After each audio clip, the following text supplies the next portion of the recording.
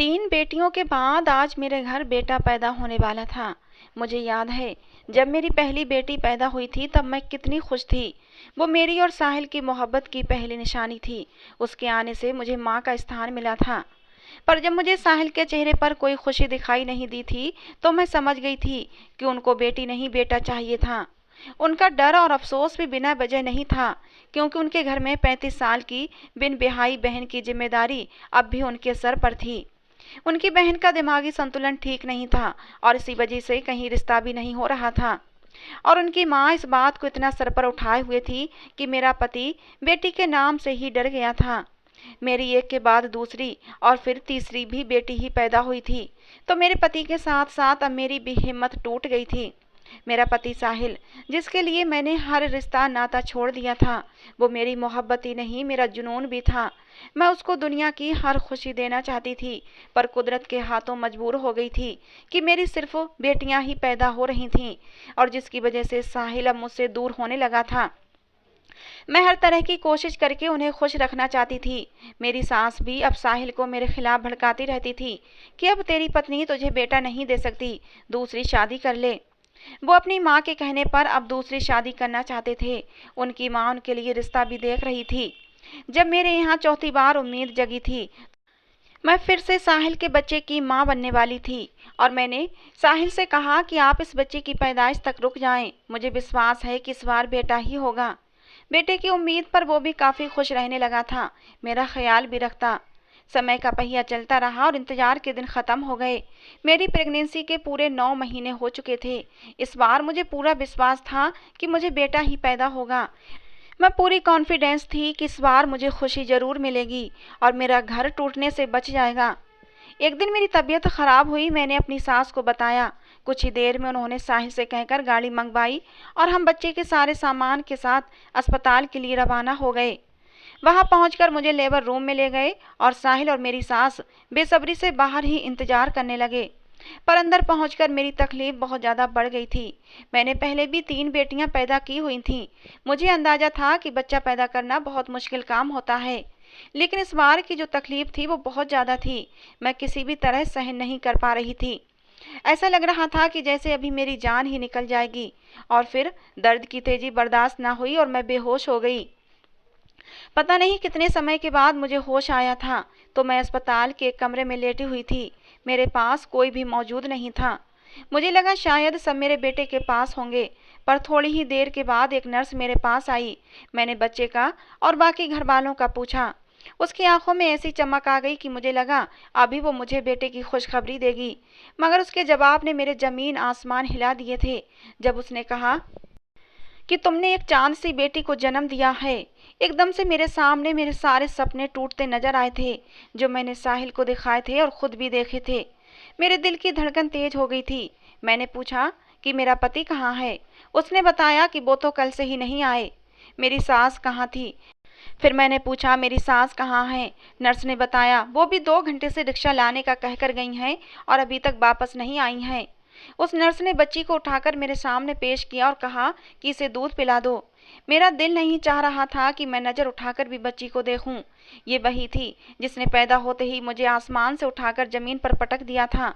मैंने जलते हुए दिल से गुस्से वाली नज़र से उसकी तरफ देखने लगी। नर्स ने बिल्कुल सही कहा था, वो तो बिल्कुल चांद जैसी थी। पर शक्ल सूरत से क्या होता है, बेटा तो बेटा होता है। नर्स ने बच्ची को मेरी गोद में ठीक से लिटाया और दूध पिलाने में मेरी मदद करने लगी।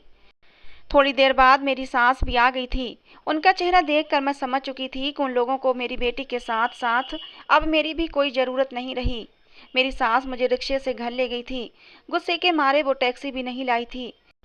रिक्शे में मुझे बहुत ज़्यादा तकलीफ़ हो रही थी, फिर भी मेरी सास कह रही थी कि भाई थोड़ी तेज़ चलाओ। मैं चुपचाप सब कुछ बर्दाश्त करती रही और दिल में अपनी बेटी को कोस रही थी। घर पहुंची तो सबसे पहले मेरी नज़र साहिल को ढूंढने लगी, पर वो कमरे में मौजूद था, लेकिन सामने आना भी ज़रूरी नहीं समझा। मैंने बच्ची अपनी बड़ी बेटी को दी और खुद दीवार का सहारा लेकर कमरे में आई, जहाँ मेरी बाकी बेटियाँ भी मौजूद थीं। उन पर मुझे प्यार आया कि वो 2 दिन से मैंने उन्हें नहीं देखा था, लेकिन उस नन्ही सी जान पर मुझे कोई भी प्यार नहीं आया। उससे मुझे कोई भी लगाव नहीं था, जिसने मेरे सारे सपने तोड़ दिए थे। समय गुजरता रहा। साहिल अब मुझसे दूर दूर रहने लगे थे, मेरे पास बहुत कम आते थे। वो मुझसे बहुत नाराज थे, लेकिन मैं क्या करती। बेटी को जन्म देना या बेटे को जन्म देना मेरे हाथ में तो नहीं था। साहिल ना तो मुझसे ठीक से बात करते, ना ही मुझे कोई खर्चा देते थे। मेरा सब्र अब जवाब दे चुका था, मुझसे और सहन नहीं होता था। मैं अपने इतने प्यारे महबूब पति की, जिसके लिए मैं कुछ भी कर सकती थी, मैं उसकी ये बेरुखी अब बर्दाश्त नहीं कर पा रही थी। मैं तो अपने पति के लिए सब कुछ कुर्बान कर सकती थी, और ये मनहूस बेटी तो वैसे भी मेरी आंख का तिनका थी। मैंने अब धीरे धीरे उसे अपना दूध पिलाना ही बंद कर दिया। जब भूख की वजह से रोती तो एक बार फीडर पिला देती। उसका पेट भरता है या नहीं, मुझे इस बात से कोई भी परवाह नहीं थी। मैं उस पर कोई भी ध्यान नहीं देती। मैं ज़्यादातर उसको सुलाकर कमरे का दरवाज़ा बंद कर देती कि रोए तब भी बाहर आवाज़ ना आए, और सारे काम पूरे करने के बाद ही मैं फिर से दरवाज़ा खोलती थी। मैं आराम से पूरा दिन घर के काम निपटाती रहती, चाहे वो रोए या भूख से तड़पे या अपना बिस्तर गीला कर ले, मुझे कोई भी परवाह नहीं थी। पूरा काम करने के बाद ही मैं दरवाज़ा खोलती थी। सास मेरी इस बात को अच्छे से समझ चुकी थी कि मैं बेटी के साथ क्या व्यवहार करती हूँ, पर दिल ही दिल में वो भी नाराज़ थी इस बात से, इसलिए उसने मुझसे कुछ भी नहीं कहा। रात में अक्सर मेरी बेटी बहुत रोती थी। एक रात अचानक मेरी आँख खुली तो क्या देखती हूँ कि मेरी बेटी के मुंह से फीडर लगा हुआ है, वो भी दूध से भरा हुआ। मैं परेशान होकर उठ बैठी। ये किसने दिया होगा? बहुत सोचा, शायद मेरी पगली ननद देकर गई होगी या मेरी बड़ी बेटी ने दे दिया होगा। लेकिन फिर तो ऐसा रोज ही होने लगा। रात में जब भी कभी मेरी आँख खुलती तो उसका दूध हमेशा उसके पास मौजूद होता। अब तो उसने रात में रोना बिल्कुल ही छोड़ दिया था। अब तो ना मेरी नींद खराब होती और ना ही अब मैं उस पर कोई ध्यान देती थी कि उसने दूध पिया होगा या नहीं। पर एक बात अजीब थी, मेरी बेटी की सेहत दिन ब दिन बहुत ही अच्छी होती जा रही थी। वो दिन ब दिन मोटी और गोल मटोल होने लगी थी। मोटी होने की वजह से वो अब बहुत ही प्यारी दिखने लगी थी। वो इतनी खूबसूरत थी कि उससे निगाहें हटाना मुश्किल होती थीं। मेरी बाकी तीनों बेटियां भी खूबसूरत थीं, लेकिन ये तो कुछ ज़्यादा ही खूबसूरत थी। मेरी बेटियों ने इसका नाम चांदनी रख दिया था। वो थी भी तो चांद की चांदनी की तरह उजली और सफ़ेद। इतना खूबसूरत बच्चा मैंने आज तक अपनी ज़िंदगी में नहीं देखा था। लेकिन उसकी इतनी खूबसूरती और उसका इतना मासूम चेहरा देखकर भी मुझे उसके ऊपर प्यार नहीं आता था। मुझे उससे नफरत महसूस होती थी। वो मुझे मनहूस लगती थी। अगर वो इस दुनिया में न आती तो उसकी जगह मेरा बेटा आ जाता तो मेरे घर में आज कितनी खुशियाँ होती। मेरा पति मुझसे कितना प्यार करता और वो मुझसे कितना खुश रहता। लेकिन सिर्फ और सिर्फ उसकी मेरे और साहिल के बीच दूरियां आ गई थीं। अब वो थोड़ा थोड़ा बोलने भी लगी थी। उसकी आवाज़ सुनकर उसकी पगली बुआ या बहन कभी बात करने चले आते थे, पर मैं उसे कमरे से बाहर नहीं लाती थी।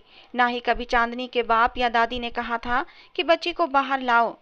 एक दिन मैं काम में इतनी बिजी हो गई थी कि सर खुजाने की भी फुर्सत नहीं थी, क्योंकि उस दिन साहिल के कुछ मेहमान आए हुए थे। सारा दिन कमरे में जाना नहीं हुआ था। शाम को इतनी थक चुकी थी कि कमरे में पहुंचकर बस एक नज़र उस पर डाली थी, लेकिन वो देखने में बिल्कुल भी भूखी नहीं लग रही थी।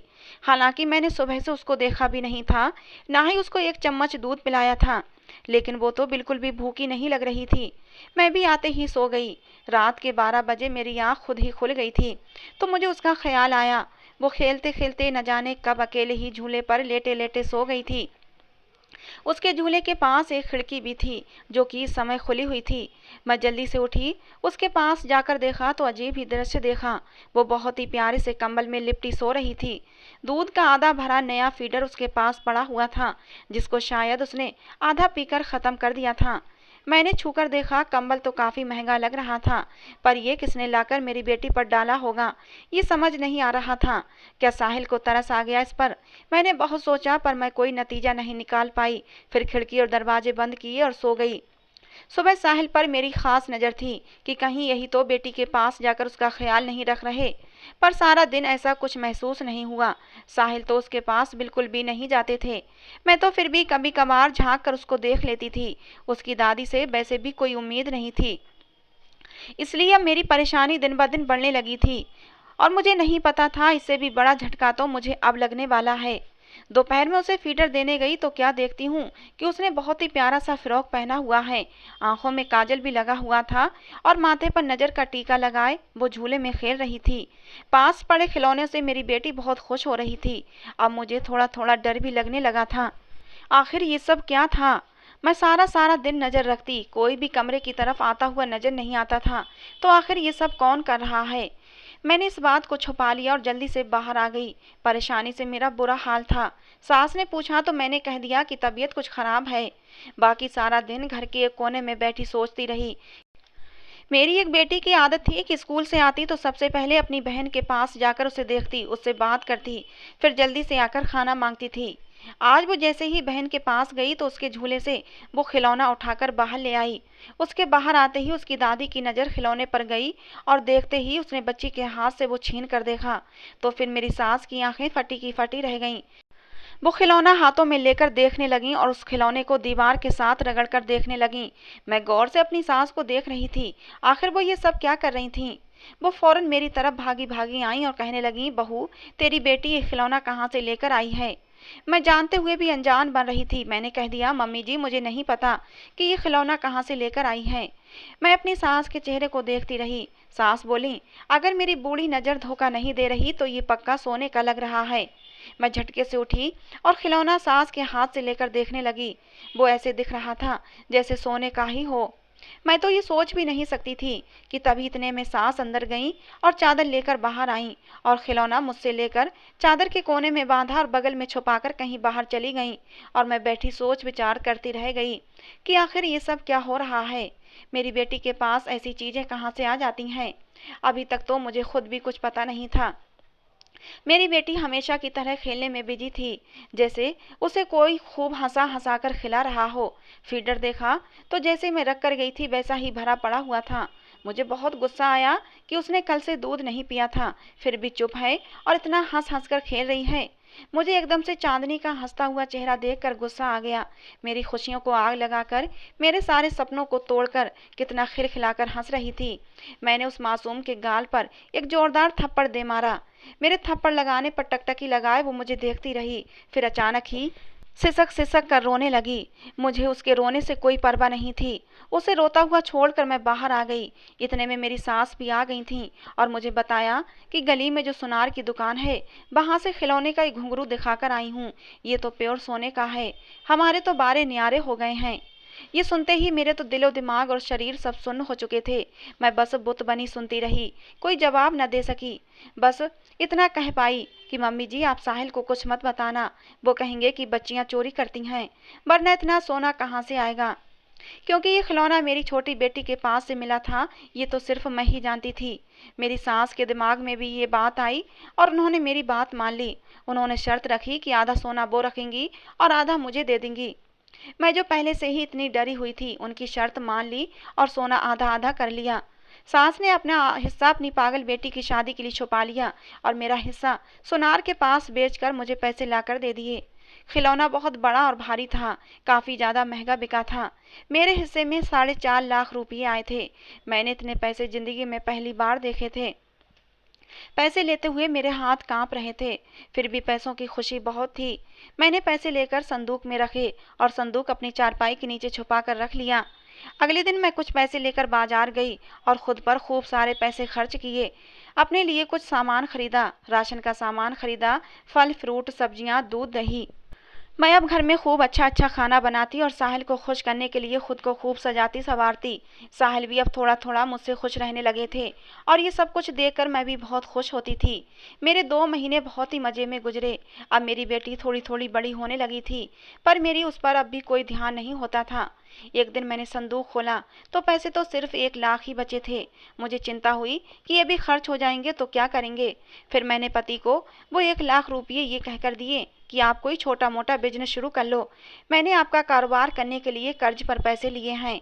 वो बहुत खुश हुए और मेहनत करने लगे और फिर खुदा की ऐसी कृपा हुई कि उन पैसों से किया गया बिजनेस खूब चल पड़ा। अब हमारे घर के हालात बहुत ही अच्छे हो गए थे।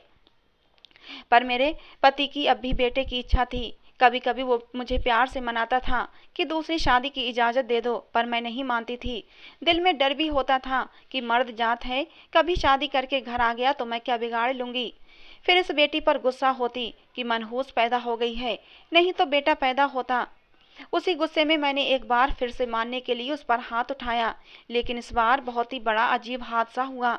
उसे मारने से पहले मेरे हाथ में बहुत तेज दर्द होने लगा कि मुझसे बर्दाश्त नहीं हुआ। मैंने जल्दी से दुपट्टे से खींचकर अपना हाथ बांध लिया, पर दर्द था कि कम होने का नाम नहीं ले रहा था। मैंने जल्दी से हाथ पर आयोडेक्स लगाया, लेकिन दर्द था कि बढ़ता ही जा रहा था।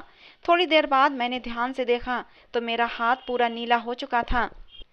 मैं फौरन अस्पताल गई। कोई पूछता तो शर्मिंदगी से कहती कि भारी चीज के नीचे दब जाने की वजह से नीला हो गया है, पर हकीकत तो मैं ही जानती थी कि मैं उस छोटी सी जान पर मारने के लिए हाथ उठाया था। तभी से मेरे हाथ में दर्द हुआ है और वो नीला पड़ना शुरू हो गया है। अब मुझे लगने लगा था जरूर मेरी बेटी के साथ कोई ऐसी ताकत थी जो कुछ आम नहीं थी। कई दिन तक इलाज चलता रहा। पति के 50,000 रुपये लग गए थे, जो बड़ी मेहनत से जमा हुए थे। तब कहीं जाकर मेरा हाथ ठीक हुआ। अब मुझे अपनी बेटी से डर लगता था। मैं बहुत कम उसके पास जाती। उसके कपड़े खुद ब खुद बदल जाते। वो नए नए कपड़े पहनती, मगर मेरी आंखों ने ऐसा होता कभी नहीं देखा था। जब मैं बाहर होती और जब वापस आती तो उसकी हर चीज साफ सुथरी मिलती। माथे पर नजर का टीका लगा होता, नए नए कपड़े पहने होती, उसके नीचे का बिस्तर चेंज होता, नया कंबल ओढ़े हुए होती। मैं तो कभी उसके नीचे का बिस्तर भी चेंज नहीं करती थी। कभी कभी तो वो गीले बिस्तर पर ही पड़ी रहती थी, लेकिन अब उसका बिस्तर भी चेंज होता था, एकदम साफ सुथरा मिलता था। मैंने किसी को भी नहीं बताया था। सब समझते थे कि मैं बहुत अच्छी माँ हूँ। मेरी सास अक्सर बच्ची को खुद से देखकर कहती कि ये तो बिल्कुल अपनी बुआ पर गई है।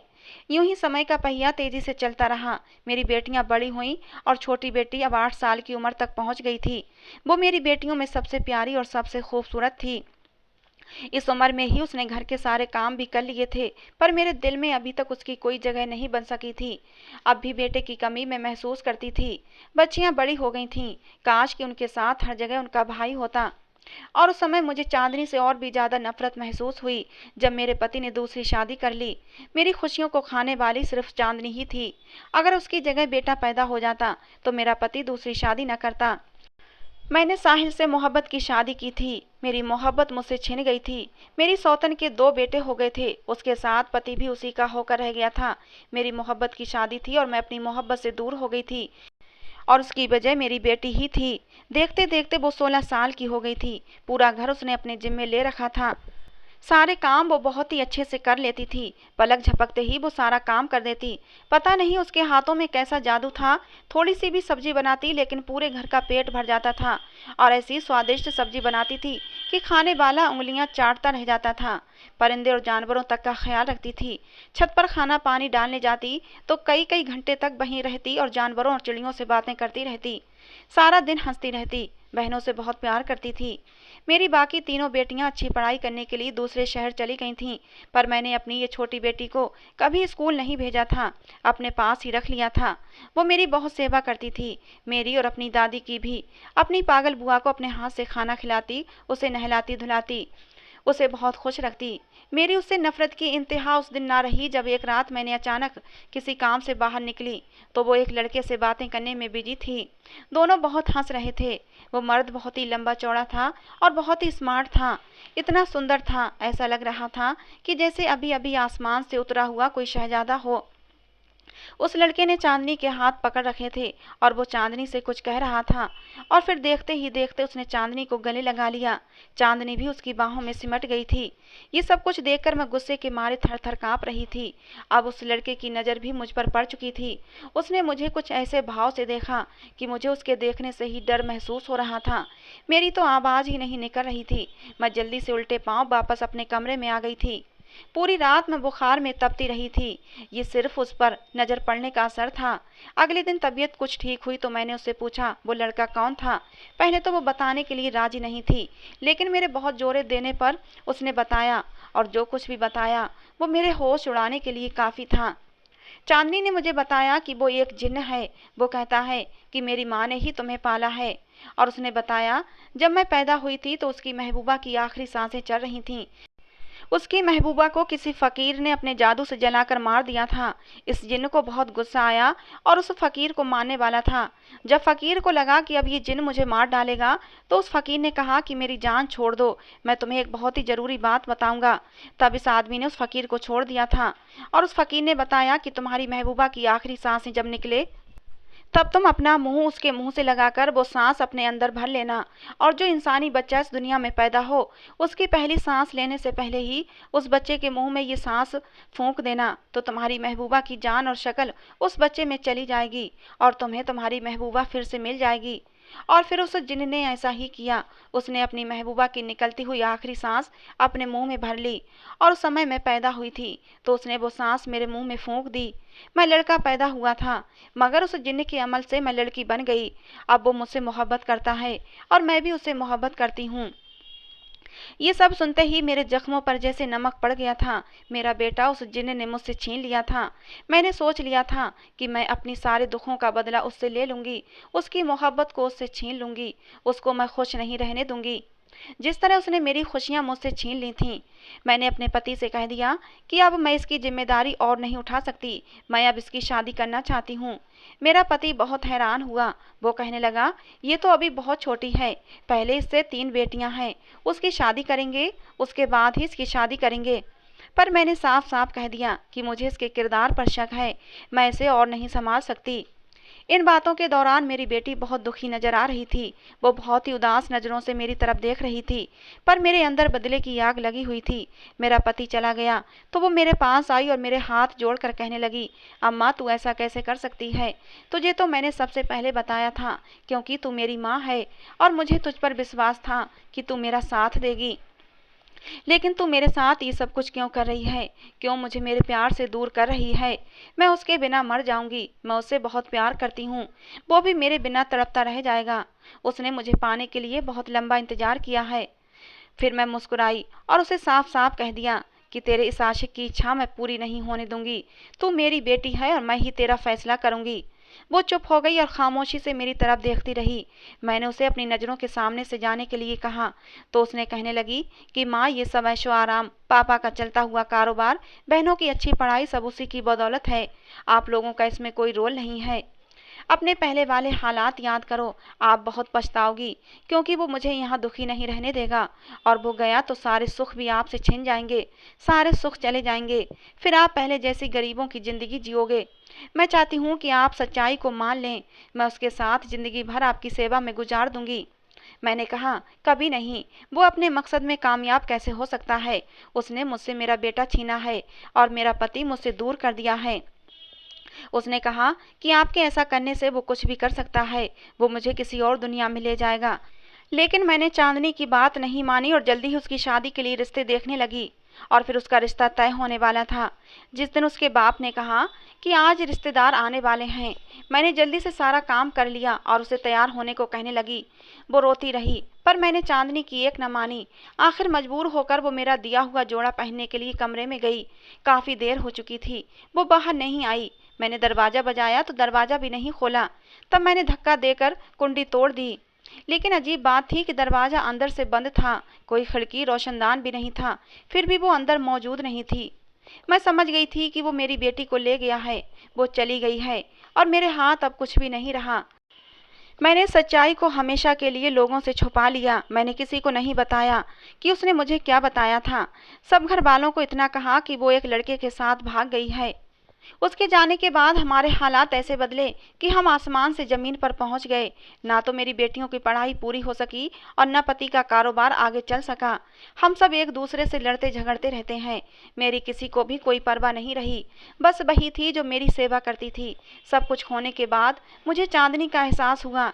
एक चांदनी ही थी जो मेरी सेवा करती थी, मुझे दिल से प्यार करती थी। आज जब वो नहीं है तो मुझे उसका एहसास हो रहा है। मैंने उस मासूम के साथ बचपन से ही बहुत गलत किया था और आज मैं बिल्कुल अकेली हो गई हूँ।